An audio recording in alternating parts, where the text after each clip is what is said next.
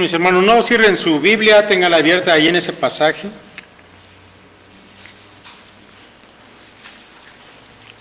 Mire, ¿sabía usted que en la campaña electoral de 2012 en los Estados Unidos, un candidato que se hacía llamar Burning Love Supreme prometió durante esa campaña que si ganaba iba a promover la concientización sobre el apocalipsis zombie?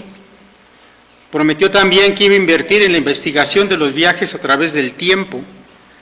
Y además, cuando fuera presidente, iba a proporcionar un pony, ¿sí escuchó bien? Un pony, un caballo, para cada estadounidense. Bueno, sin duda, mis hermanos, que ha habido en la historia promesas de campaña sorprendentes por lo ridículo o por lo absurdas que son. Lo que los candidatos hacen con tal de llamar la atención de la gente y ganar votos. Yo creo que usted se acuerda que aquí en México hace algunos años un candidato prometió que si ganaba le iba a cortar las manos a los ladrones. Bueno, los candidatos allá en España no se quedan cortos, ellos también tienen sus cosas. Hubo un candidato hace algunos años allá en España que prometió que si ganaba iba a plantar 500 millones de árboles en un plazo de 4 años, que es lo que duraba el gobierno que se le iba a otorgar. Pero plantar esa cantidad de árboles, mis hermanos, equivalía a plantar 342.500 árboles diarios, o sea, 14.269 árboles por hora. Bueno, eso es algo absurdo. Sin embargo, mis hermanos, son cosas que la gente promete con tal de ganar votos. Pero por otro lado, mis hermanos, también está la gente que vota por esos candidatos, porque por sorprendente que le parezca, hay gente que vota por ellos.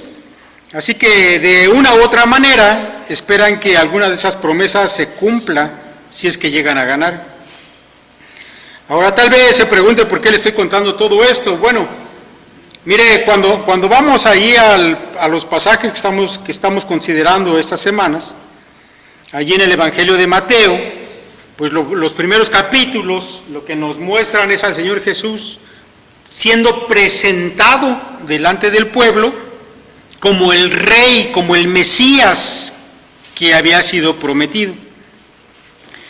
Y cuando el Señor comenzó a hablar a las multitudes, Él habló de cosas que iba a hacer y también de cosas que no iba a hacer. Por ejemplo, allá en el pasaje de 5:17, que se nos predicó la semana pasada, el Señor Jesús dijo: no penséis que he venido para abrogar la ley o los profetas. No he venido para abrogar, sino para cumplir. Ahora, hablar, mis hermanos, en estos términos, como de poder quitar la ley mosaica o invalidarla, es algo que ningún maestro o ningún rabino de su tiempo se atrevería a decir, a menos que tuviera una posición más alta que la de algún maestro. Bueno, el Señor cuando habla en estos términos está hablando con una autoridad real y con una autoridad divina. Pues esa ley de la que Él está hablando es una ley que había sido dada al pueblo por Dios mismo. Ahora déjeme decirle que al parecer en la mente del pueblo estaba la idea de que cuando el Mesías viniera, la ley mosaica, la ley que les había sido dada por Dios por mano de Moisés, de alguna manera iba a ser suavizada o de plano iba a ser eliminada, de manera que la gente iba a poder vivir sin el yugo de esa ley, que por cierto les era pesada, porque nadie la podía cumplir. Ahora eso yo no lo estoy inventando, eso lo deducimos de las mismas palabras del Señor. No penséis, les dijo, no penséis que he venido para abrogar la ley o los profetas. Ya se nos explicó, ¿verdad? Abrogar es quitar, es desechar. Y el Señor dijo, no piensen que yo he venido a eso. De manera que el pueblo esperaba un camino más fácil, pero el Señor les trajo en cambio un camino más difícil. No he venido para abrogar, les dijo, sino para cumplir. De manera que cualquiera que quebrante uno de estos mandamientos más pequeños, y así enseña a los hombres, muy pequeño será llamado en el reino de los cielos. Ahora, como ya se nos ha dicho en la predicación anterior, mis hermanos, los maestros religiosos de aquel tiempo se habían encargado por su cuenta de traer sus propias interpretaciones de esta ley y habían enseñado al pueblo una serie de mandamientos que tenían que ver más con una apariencia de piedad. Ahora, yo quiero que no pierda de vista eso, porque en esto va a estar el centro de la enseñanza del Señor. Los maestros de aquel tiempo lo que le habían enseñado al pueblo es a aparentar que eran buenos. Era como ponerse una máscara de religioso, y para poderse poner la máscara se había diseñado pues una larga lista de cosas externas que el pueblo tenía que cumplir, pero esa lista de cosas externas, mis hermanos, hacía que la gente pusiera sus ojos en eso sin importar realmente cómo estuviera su corazón delante de Dios. Pero ahora, mis hermanos, que el Mesías ha venido, que está presente, Él va a mostrar cuál es la verdadera interpretación de esa ley. No la que han aprendido de los fariseos, sino de una ley que refleja la santidad de Dios. Porque Dios es santo. Y ya que Él ha dado esa ley también refleja esa santidad.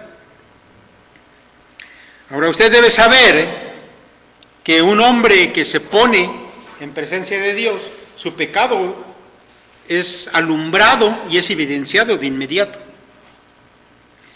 La ley, mis hermanos, tenía también ese poder y esa función. Cuando un hombre ponía su vida al lado de la ley de Dios, lo que se evidenciaba es lo que había en el corazón de esos hombres: pecado.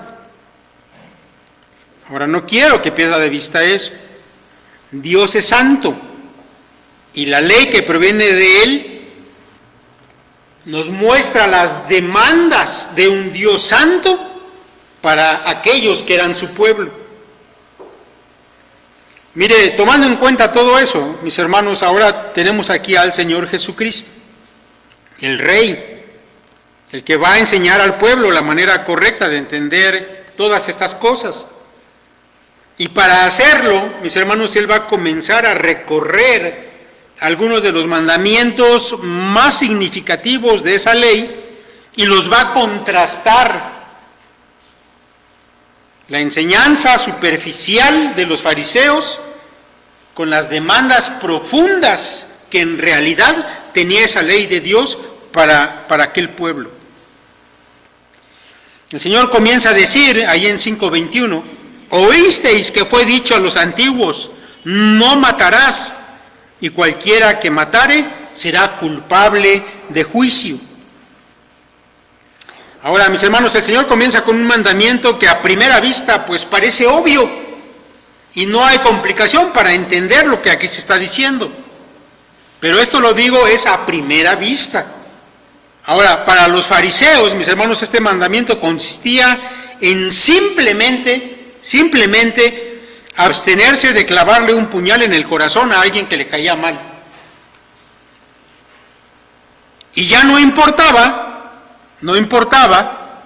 si en tu corazón había una actitud de odio o de ira asesina, eso no importaba, solamente no le vayas a clavar un puñal a tu vecino. Estos maestros de la ley omitían de manera deliberada el hecho de que Dios puede ver el corazón de los hombres.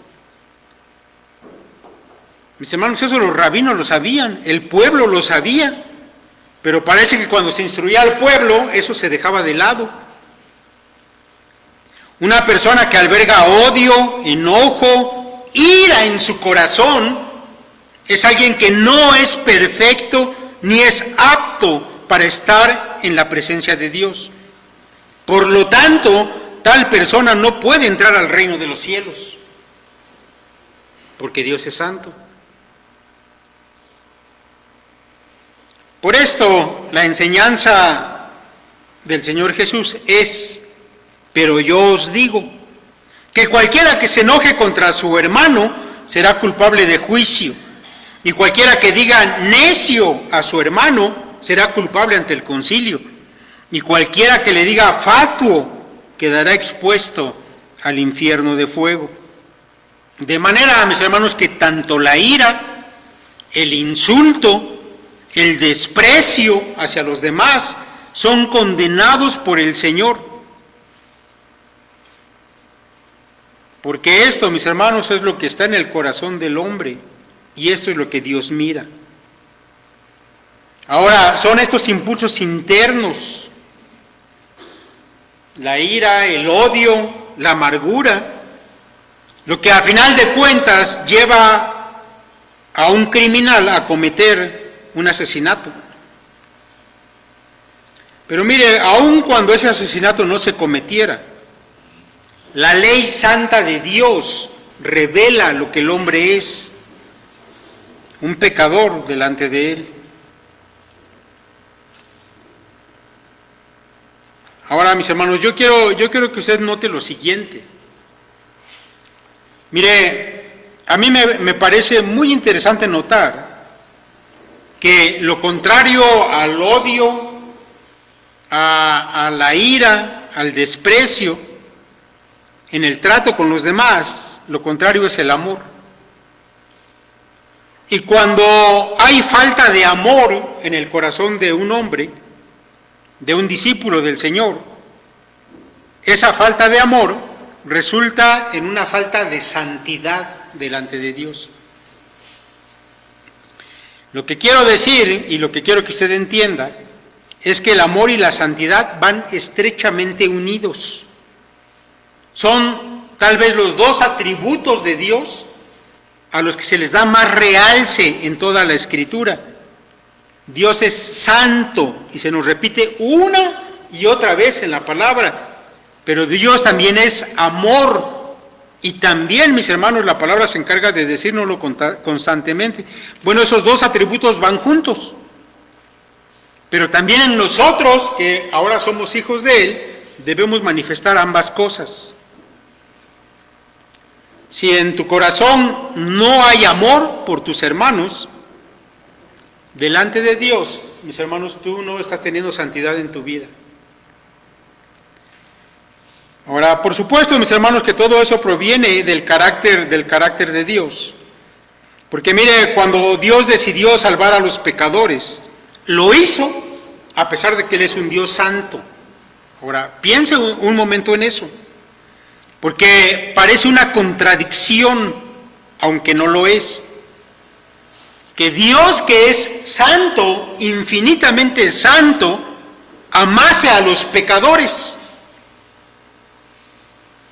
Y eso, mis hermanos, bueno, no es algo que yo esté inventando, Pablo lo dijo, mas Dios muestra su amor para con nosotros en que siendo aún pecadores, Cristo murió por nosotros. Ahora esto lo tenemos que entender de la manera correcta. Dios no ama que seamos pecadores, sino lo contrario. Por eso cuando Él nos llama para la salvación, también nos transforma para ser santos. De manera que su amor inmenso nos atrae hacia sí mismo para que nosotros seamos transformados en su semejanza, es decir, en santos. Por eso, mis hermanos, cuando su pueblo, que debía ser santo, tenía el corazón lleno de odio, de resentimientos, delante de Dios, ellos estaban lejos de ser como su Padre. El Señor Jesús nos enseñó que el amor es la forma de relacionarnos con Dios y también el amor es la forma de relacionarnos con nuestros semejantes. Él dijo, si me amáis, guardad mis mandamientos. Ahora yo quiero que usted note que el amor implica la santidad. Si me amáis, guardad mis mandamientos. Guardad mis mandamientos, mis hermanos, quiere decir vive de una manera santa. ¿Me amas? Sé santo. También dijo el Señor, el que tiene mis mandamientos y los guarda, ese es el que me ama. Y el que me ama será amado por mi Padre, y yo le amaré y me manifestaré a él. Mis hermanos, estos dos atributos van relacionados. Por eso, si en tu corazón, en lugar de amor, hay amargura, hay rencor, hay odio, bueno, no estás siendo santo como Dios lo demanda. No puedes estar entonces en su presencia. Para nosotros, mis hermanos, las palabras del Señor son aplicables. Hay quienes piensan que porque esas palabras fueron dichas al pueblo judío por un Mesías judío, tienen una aplicación únicamente para ellos. Sin embargo, el carácter de Dios no cambia. Y Él va a demandar lo mismo para nosotros como lo demandó para ellos también. Si tu corazón no es recto delante de Dios, no importa lo que aparentas a los ojos de los demás. Esto, mis hermanos, es importante.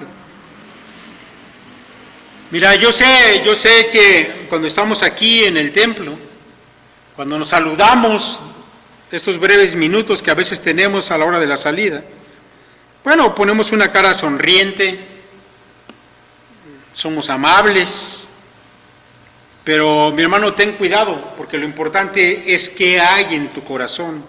Dios puede ver tu corazón. ¿Qué es lo que tú albergas allí dentro de ti?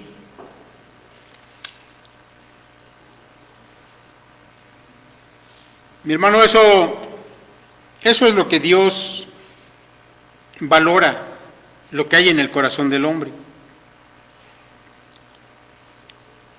Si tú piensas que tu corazón delante de Dios es recto, también tiene que ser recto con tus semejantes. No hay de otra. Si tú piensas que estás bien con Dios, es porque también estás bien con tus semejantes. Mira, es probable que tú puedas tener una cara de enojón, pero tu corazón debe amar a los demás. Porque por el contrario, de nada sirve que tengas una cara amable y sonriente si por dentro te corroe el odio y la amargura. Es importante que estés en armonía con tus semejantes. Mire, déjeme contarle algo que tengo allí en mis recuerdos. Sucede, mis hermanos, que hace muchos años, cuando yo era niño, aquí a esta congregación venía un hermano, o déjeme llamarle así, un hermano, aunque realmente no sé si lo era. El hecho es que él era maestro de una clase de niños, a mí me daba clases. Era un hombre que, aunque parecía enérgico, sí se le notaba que era enérgico, sin embargo a nosotros nos había tratado siempre con amabilidad. Sin embargo, en una ocasión, a uno de mis primos, que también era niño en ese tiempo, le había invitado a que le ayudara a hacer unos trabajos para él allá en su casa. Y resulta que en un desacuerdo que tuvo ahí con mi primo, él era un adolescente en ese tiempo también, era un niño, en un desacuerdo que hubo con este varón, resulta que este hombre lo corrió de su casa y lo corrió con groserías, con insultos, no le quiso pagar, a pesar de que este jovencito pues había hecho el trabajo para él. Y esto fue algo que a mí nunca se me olvidó. Miren, éramos adolescentes en ese tiempo, pero para mí resultó desconcertante haber visto a este varón con una cara los domingos como maestro nuestro, amable, atento, pero cuando estaba ya en su casa y en un momento de enojo, salió lo que realmente él era, se quitó la máscara de piedad y entonces pudimos ver lo que él realmente era. Mis hermanos, aquellos que siguen a Cristo deben estar siempre en correctas relaciones con sus semejantes. De lo contrario, no pueden decir que están en correcta relación con Dios. Mis hermanos, no existen adoradores de Dios en apariencia, porque los verdaderos adoradores son los que le adoran en espíritu y en verdad, no en apariencia, sino en espíritu y en verdad. Por eso el Señor dice, por lo tanto, si presentas una ofrenda en el altar del templo y de pronto recuerdas que alguien tiene algo contra ti, deja la ofrenda allí en el altar, anda y reconcíliate con esa persona, luego ven y presenta tu ofrenda a Dios. Así dice la Nueva Traducción Viviente. No puedes estar bien delante de Dios si no estás bien con tus prójimos. No es como los fariseos enseñaban. Mientras no lo mates, no importa.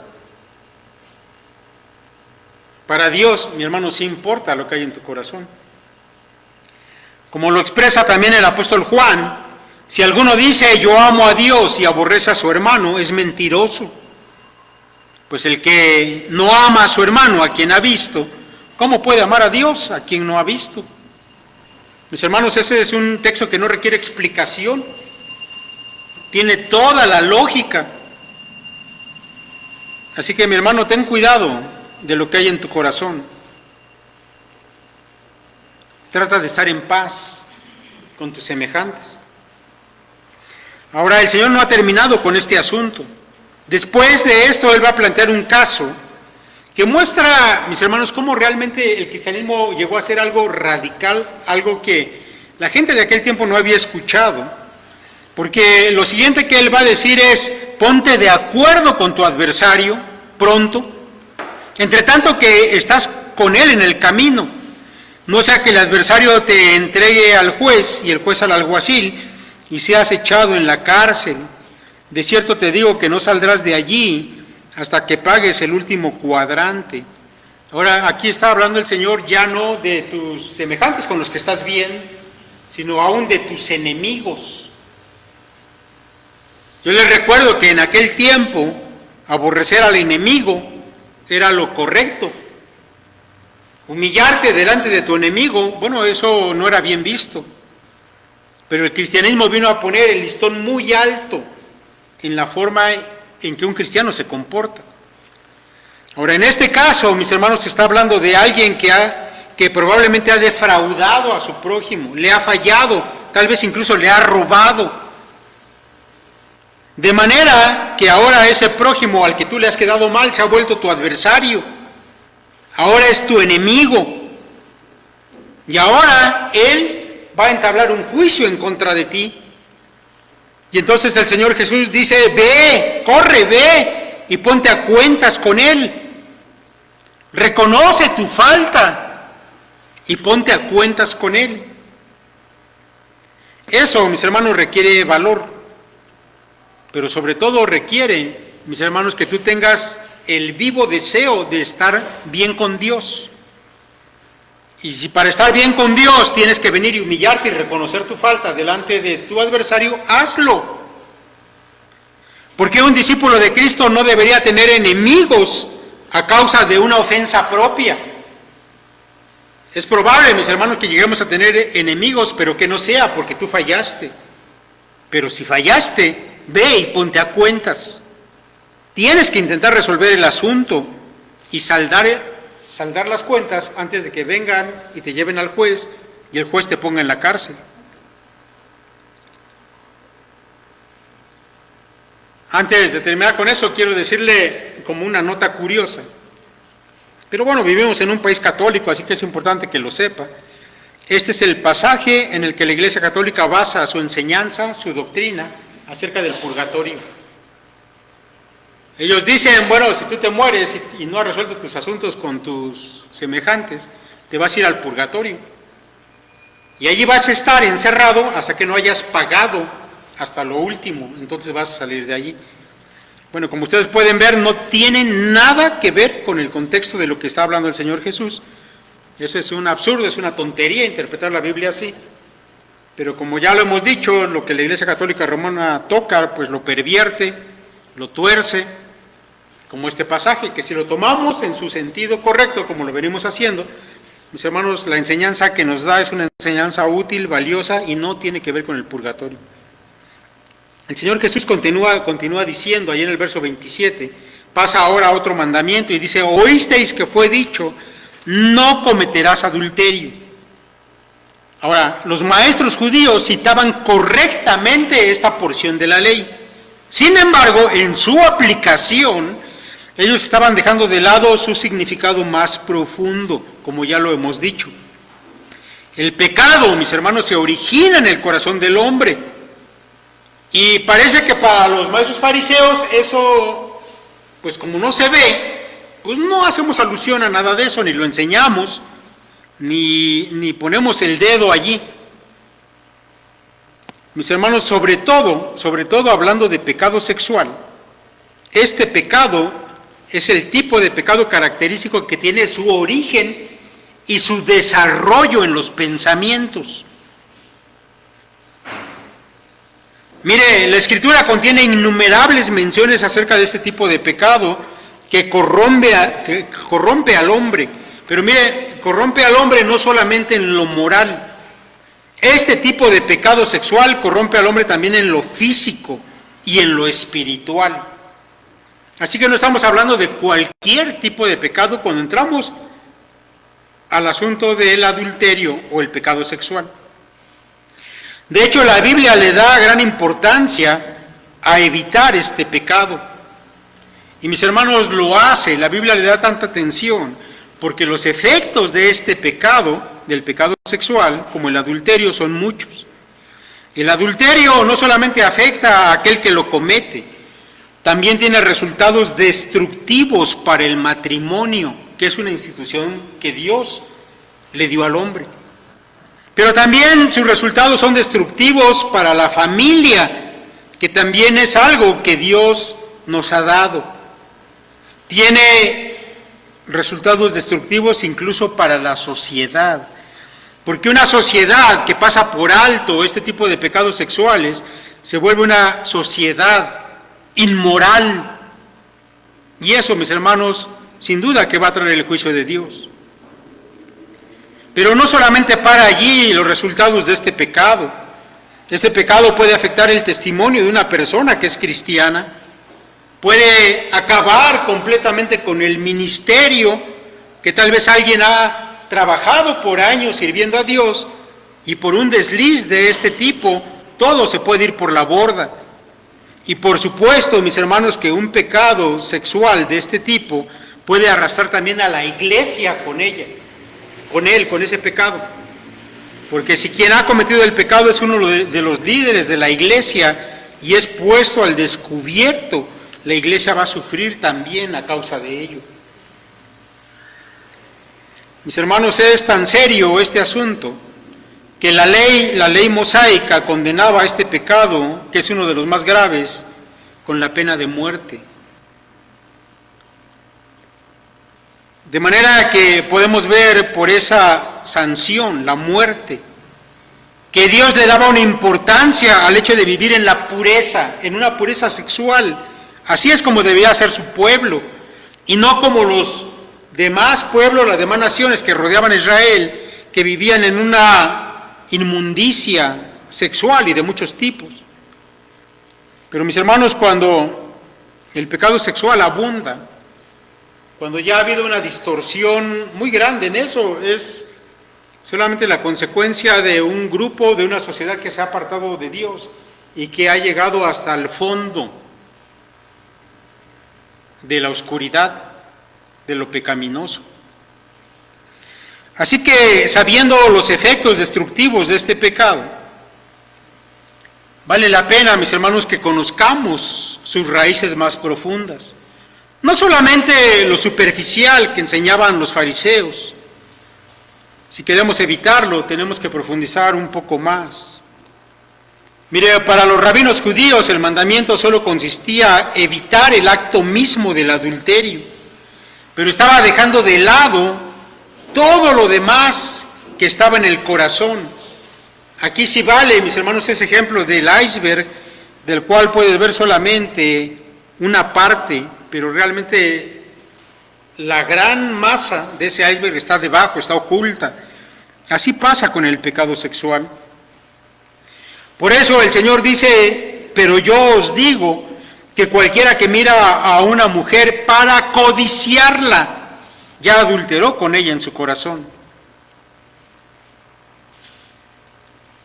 Se puede ver a una mujer, eso es una cosa, pero otra es que dejes que eso que viste y que te resulta atractivo entre en tu corazón y se convierta en una codicia.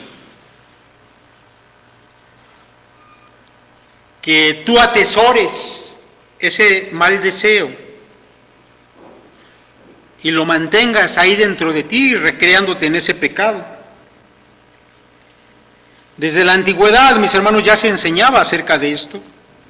Yo creo que esto no debió haber sido desconocido para los rabinos del tiempo del Señor, porque un libro tan antiguo como es el libro de Job, que probablemente se escribió antes de la ley, ya nos enseñaba estas cosas. Job 31, ponga atención lo que dice, se lo voy a leer de la Nueva Traducción Viviente. Job 31 dice, hice pacto con mis ojos de no mirar con codicia sexual a ninguna joven. ¿No ve Dios todo lo que hago y cada paso que doy? ¿Acaso he mentido o he engañado a alguien? Que Dios me pese en la balanza de justicia, porque sabe que soy íntegro. Y si me he desviado de su camino, o si mi corazón ha codiciado lo que vieron mis ojos, o si soy culpable de cualquier otro pecado, entonces que otro coma las cosechas que he sembrado, que todo lo que planté sea desarraigado. Si mi corazón ha sido seducido por una mujer, o si he codiciado a la mujer de mi prójimo, entonces que mi esposa le pertenezca a otro hombre, y que otros hombres se acuesten con ella, pues la codicia sexual es un pecado vergonzoso, un delito que debería ser castigado. En esos términos tan claros, tan contundentes, se expresaba ya el libro de Job para hablar de esto. Mis hermanos, en la actualidad que nosotros vivimos, la tentación está a la orden del día, porque todos los medios, mis hermanos, que están al alcance de nuestra mano, tienen un contenido sexual. Hoy, mis hermanos, tenemos más cerca que nunca la tentación, la tenemos al alcance de nuestra propia mano, a través de tu celular, tu tableta o tu computadora, que tienes ahí en tu cuarto, que llevas cargando todo el tiempo. Ten cuidado en dónde pones tus ojos. Si tú pones tus ojos en una mujer, o en el caso de las mujeres, pones tus ojos en un varón, y dejas que el deseo entre en tu corazón, de manera que tú comiences a atesorar, es decir, a codiciar una relación sexual pecaminosa con tal persona, desde ese momento en que se volvió una codicia, un deseo, es más, a veces hasta un propósito de cómo tener esa relación, desde ese momento ya es pecado. Este es un pecado, mis hermanos, que puedes mantener ahí en tu corazón, y aunque no lo lleves a la práctica todavía, delante de Dios ya es una ofensa, porque has entregado tu corazón a lo malo, aun cuando no hayas cometido el acto. Mis hermanos, este es uno de los pecados donde solamente es cuestión de tiempo. Si tú ya entregaste tu mente a estar pensando eso, a estarte recreando en eso, en tus pensamientos pecaminosos, solamente es cuestión de tiempo antes de que lo lleves a la práctica. Nuestro cerebro, mis hermanos, funciona de esa manera. Cuando algo nos resulta agradable, no lo podemos sacar de nuestros pensamientos y lo estamos ahí recreando. Pero así como actúan las drogas, también el pecado sexual actúa en el cerebro humano.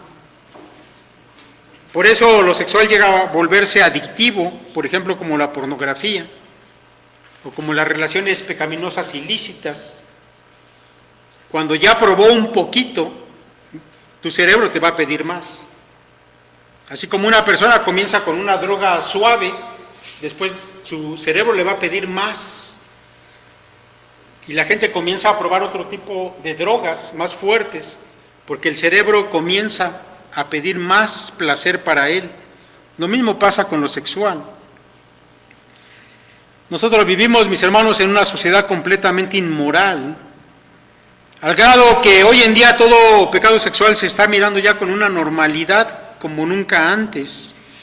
Pero mis hermanos, ustedes deben saber que eso no va a mejorar, al contrario, todo tipo de perversión sexual se va a ir haciendo mayor conforme el tiempo pasa. Esa es la sociedad en la que vivimos. Y aunque el mandamiento, mis hermanos, que estamos mencionando aquí, habla de adulterio, es decir, del pecado sexual entre un casado o una casada con otra persona, cuando entendemos su naturaleza interior, sabemos, mis hermanos, que este pecado abarca también las relaciones que puedes tener aunque no seas casado, o que no sean con una persona casada.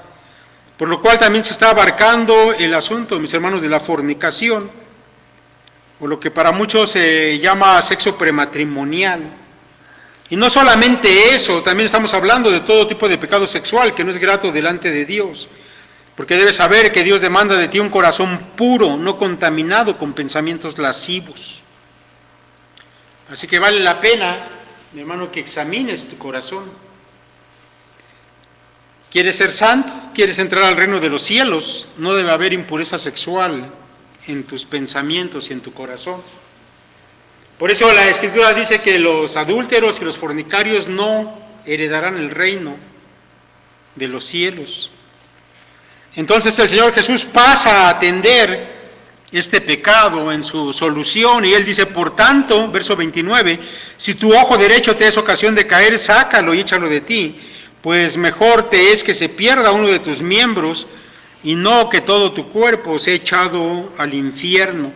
Y si tu mano derecha te es ocasión de caer, córtala y échala de ti, pues mejor te es que se pierda uno de tus miembros y no que todo tu cuerpo sea echado en el infierno.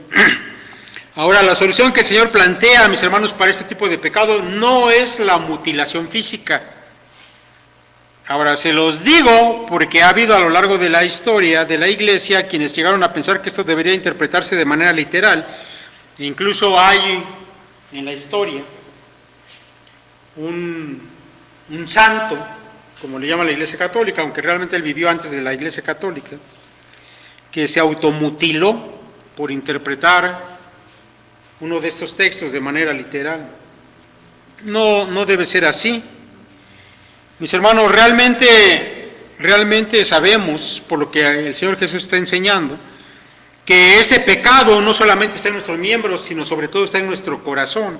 Así que aun cuando te cortaras un miembro de tu cuerpo, eso no va a solucionar el pecado, porque el pecado continúa estando en tu mente.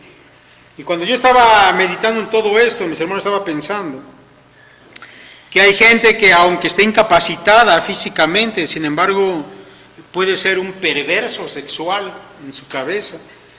Y estaba recordando las noticias más de estos días, más actuales.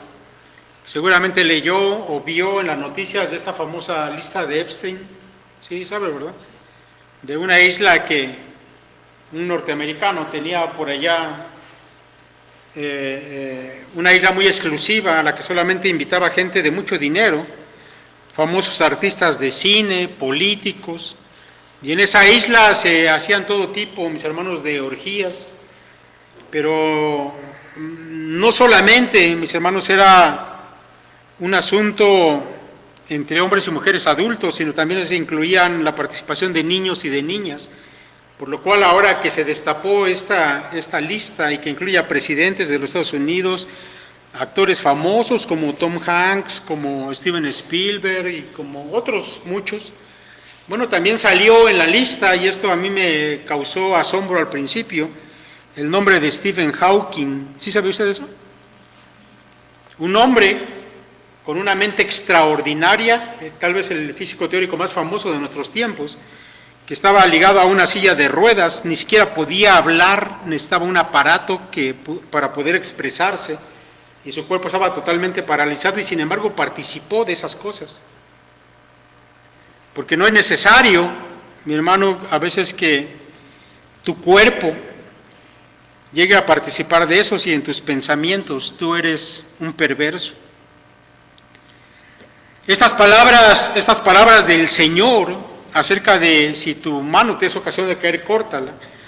Estas palabras del Señor tienen que ver más bien con la seriedad con la que debemos disciplinarnos, al grado que si fuera necesario perder un miembro de nuestro cuerpo con tal de no contaminarnos de este pecado, porque escúchalo, este pecado es letal y ya he mencionado algunos de sus efectos, entonces deberías estar dispuesto a cortar ese miembro, porque mi hermano, el pecado sexual es como una gangrena que si no se corta a tiempo lo va a corromper todo y la muerte va a ser inevitable. Así que tomando en cuenta todo esto, entendemos por qué, mi hermano, debemos evitar todo aquello que se constituya en una tentación para nosotros, antes de que eso entre en nuestra mente y se apodere de ella. Si para ti es una tentación tu celular o tu computadora o tu tableta, échalos fuera de ti. A eso se refiere, córtalo. ¿No te dolería más cortarte una pierna? Bueno, va a ser más fácil para ti desprenderte del celular o la computadora a que te amputen una pierna, ¿verdad? En el pecado sexual, escucha esto, en el pecado sexual siempre se ha de evitar la oportunidad de caer en él. No te esperes hasta que estés al borde de irte al precipicio. Evita aún la oportunidad. Porque si tú te pones o permites estar en ese momento, en esa oportunidad, en esa situación, donde vas a ser tentado, sin duda, mi hermano, que tu corazón se va a contaminar y no lo vas a poder evitar. Así que la recomendación de la Escritura, y es una recomendación contundente, es huye de ese momento, vete de ese lugar, quita de ti aquello que es la fuente de la tentación. No importa lo fuerte que tú creas que eres en lo espiritual o en lo moral, si tú te pones en ese lugar, en esa situación, vas a ser contaminado, así que mejor huye. Ese es el consejo bíblico. El apóstol Pablo le dijo a su hijo Timoteo, huye también de las pasiones juveniles. Pablo sabía lo que estaba diciendo a este joven.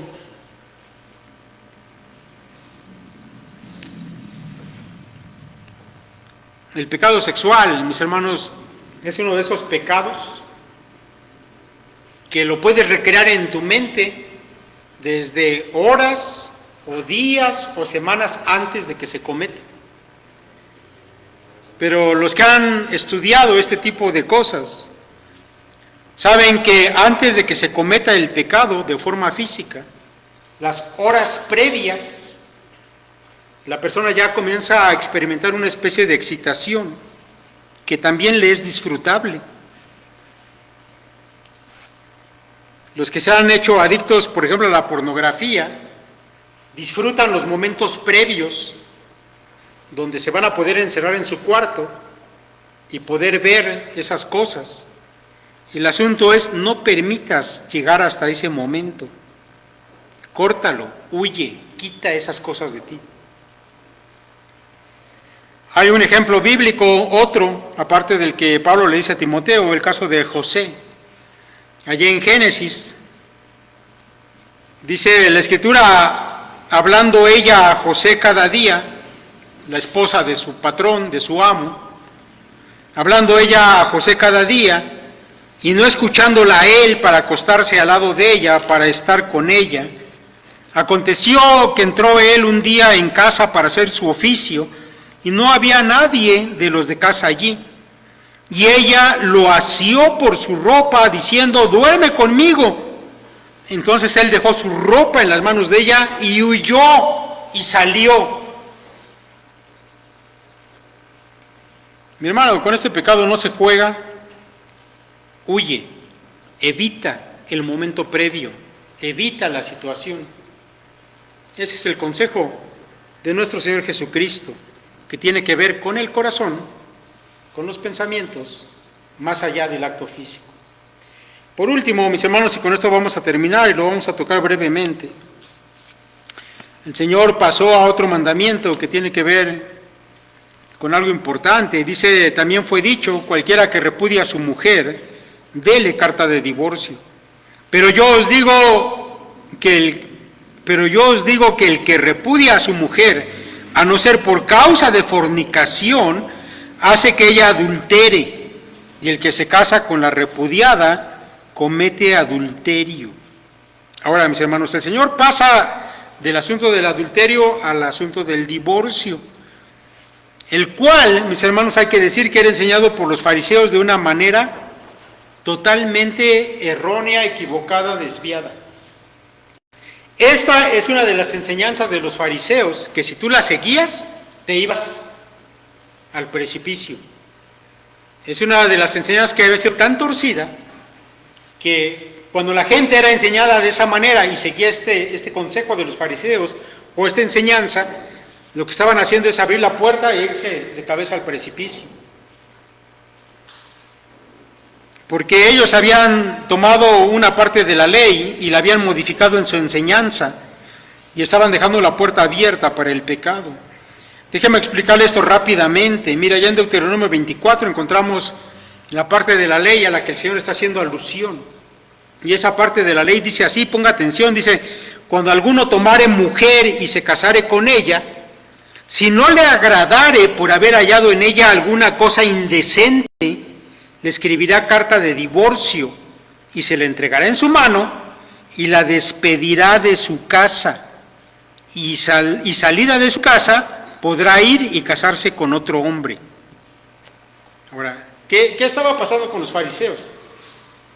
Que esa parte donde la ley dice que si un hombre se casaba con una chica, con una mujer, pero encontraba algo que le parecía indecente, le podía dar una carta de divorcio y despedirla. La pregunta es, ¿qué significaba algo indecente? Bueno, los fariseos comenzaron a enseñar que, y así pasaba de hecho, que si un varón descubría a su esposa a lo mejor mirando al vecino, decía, eso es muy indecente, le escribía su carta y le echaba de la casa. A lo mejor la mujer se había arreglado de una forma que al marido le parecía indecente, entonces le podía escribir su carta y despedirla y se divorciaba. ¿Sí? O no sé, a lo mejor no le gustó cómo la mujer preparaba las lentejas y eso era muy indecente para él y le hacía su carta de divorcio y la sacaba de la casa y le echaba. El problema, mis hermanos, es que aquella mujer quedaba libre en ese momento y se podía casar con otro varón. Cuando a los ojos de Dios, la razón por la cual había procedido el divorcio no era suficiente a los ojos de Dios. Y el Señor Jesús se va a encargar de decir cuál es la única razón o cuál es la interpretación de a qué se refiere con indecente. El Señor dijo que a no ser por causa de fornicación, eso era lo indecente. No porque se le quemaron las lentejas, no, eso no tiene nada que ver, eso se lo habían inventado ellos. Ahora, sabemos, mis hermanos, que la Escritura enseña y realmente regula el asunto del matrimonio y también las causas válidas de separación. Para nosotros, mis hermanos, que somos cristianos, sabemos que si estamos hablando de un matrimonio entre dos cristianos, no hay posibilidad de divorcio, y eso se lo hemos predicado muchas veces y lo hemos dicho constantemente. Si tú eres cristiano y tu mujer es cristiana, mi hermano, la puertita de divorcio no existe, está cerrada. Haz cuenta que la cerraste y la llave la tiraste a la basura y no hay llave, no puedes tomar esa puerta. Si resulta que tal vez tú conociste al Señor cuando ya estabas casado o casada, y tu cónyuge resulta que él sigue siendo una persona no creyente, lo que la Escritura enseña entonces es: no te separes. Tú que eres creyente, no te separes de él que es inconverso o inconversa. Sigue con él, porque el propósito de Dios para el matrimonio es que no haya separación. Pero si esa persona que es inconversa, con la cual estás casado o casada, decide irse, agarra sus maletas un día y dice: ya me cansé de que tú andes ahí en tus cosas de Dios, yo ya me aburrí, me voy, y se va, déjalo que se vaya. Si él o ella se va, tú eres libre para volver a casarte. ¿Qué pasa, mis hermanos, cuando entre dos creyentes llega a haber un asunto, un pleito, una situación y se separan? Porque eso también pasa. También pasa. Si se separan, dice el apóstol Pablo, allá en 1 Corintios capítulo 7, ella o él no se pueden volver a casar. ¿Sí? No se pueden volver a casar. Cuando dos creyentes por alguna razón se separaron, yo me voy con mis papás, yo también. Bueno, eso que estén separados no quiere decir que después de un tiempo ya se van a casar con otra persona. No, no puedes. Dice Pablo: quédese sin casar o reconcíliese con su marido y entonces vuelvan a lo normal, al matrimonio normal. De manera, mis hermanos, que la enseñanza bíblica nos lleva al conocimiento de que para Dios el divorcio no está justificado, no es válido. Para los hijos de Dios deben permanecer juntos. La única razón por la que dos cristianos se pueden separar es por la muerte de alguno de ellos. Y en el caso de los cristianos, aún en el caso de un adulterio, deberían, mis hermanos, poder superarlo, y el que adulteró arrepentirse, y el cónyuge saber perdonar, porque los dos son cristianos. Así que aún, mis hermanos, el caso de fornicación que menciona el Señor, era el caso de un pueblo duro de cerviz, de un pueblo rebelde, y se les permitió separarse en caso de fornicación, ¿sí? Pero ellos lo hacían por cualquier causa, de manera que las enseñanzas rabínicas se estaban abriendo más bien la puerta al infierno que llevándoles al camino correcto. Mis hermanos, vamos a dejarle por hoy hasta aquí con todas estas enseñanzas que son extraordinarias del Señor. La próxima ocasión, la próxima predicación todavía no termina esto, se va a abundar un poco más acerca de estas cuestiones, mis hermanos, pero recuerde esto: lo importante delante de su Señor es lo que hay en su corazón. Ahí está el asunto de todo, que el Señor le permita, mi hermano, vivir en santidad y seguir avanzando en ese camino que honra a Dios. El Señor les bendiga.